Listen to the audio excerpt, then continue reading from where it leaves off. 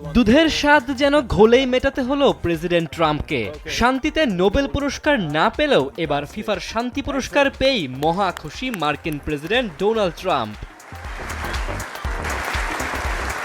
৫ December Washington ডিসিতে ২০২৬ FIFA বিশ্বকাপের draw অনুষ্ঠানের আগে প্রথমবার প্রবর্তিত ফিফা শান্তি পুরস্কার গ্রহণ করেন মার্কিন প্রেসিডেন্ট ডোনাল্ড ট্রাম্প। ফিফার সভাপতি জিয়ান্নি ইনফান্তিনো এবছরই এই পুরস্কারটি চালু করেছেন, যা এমন একজন ব্যক্তিকে সম্মান জানায় যিনি শান্তির জন্য ব্যতিক্রমী ও অসাধারণ পদক্ষেপ নিয়েছেন এবং সারা বিশ্বের মানুষকে একত্রিত করেছেন। অনুষ্ঠানে ট্রাম্পকে একটি বিশাল সোনালী ট্রফি, একটি পদক এবং সার্টিফিকেট প্রদান করা হয়। পুরস্কার গ্রহণের সময় ভাষণও রাখেন প্রেসিডেন্ট ট্রাম্প। ভাষণে ট্রাম্প দাবি করেন কূটনৈতিক হস্তক্ষেপে তিনি কয়েক কোটি মানুষের জীবন বাঁচিয়েছেন এবং যুদ্ধ শুরু হওয়ার ঠিক আগে তা থামিয়ে দিয়েছেন।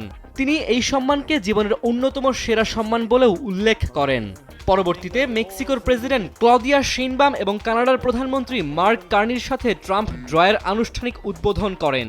তিন নেতা তাদের নিজ নিজ দেশের বল ড্র করেন। তবে আয়োজনের স্থান হোয়াইট হাউসের কাছে হওয়ায় এবং ট্রাম্পকে এভাবে সম্মানিত করায় ফিফার রাজনৈতিক নিরপেক্ষতা নিয়ে প্রশ্ন উঠেছে। সমালোচকরা মনে করছেন এটি ফিফার নিরপেক্ষ আদর্শের সঙ্গে সামঞ্জস্যপূর্ণ নয়। ডেস্ক রিপোর্ট, সময়ের আলো।